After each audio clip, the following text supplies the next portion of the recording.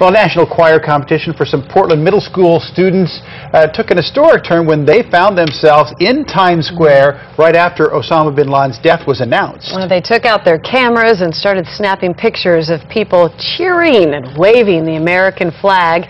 The group's trip became even more emotional when they visited the Statue of Liberty. K2's Melanie Wingo joins us live from our Community News Center. And Mel, these kids have several reasons to celebrate. Yes, the kids were fresh off a very good showing at a choir competition, and then they were in New York City to watch history in the making.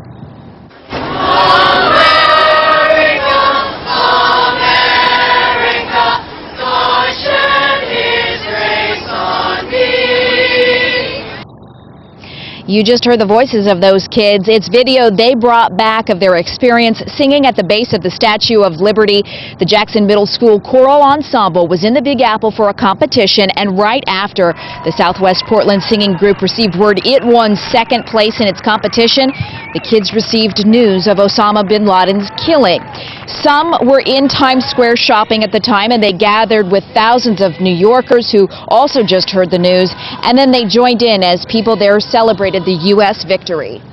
It felt very patriotic to be singing, the national anthem and the Star-Spangled Banner in front of the huge icon in American history, and we felt really in the moment that this is where it's at.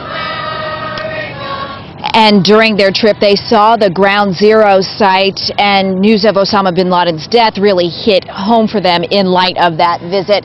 The kids arrived back in Portland last night from their New York trip, many of them talking about that time being there as history was unfolding in New York City. Many of them were only 3 or 4 or 5 years old at the time of the September 11th attack, so this was a very educational trip as well. Reporting live from the K2 Community News Center, Melanie Wingo. Now back to you guys.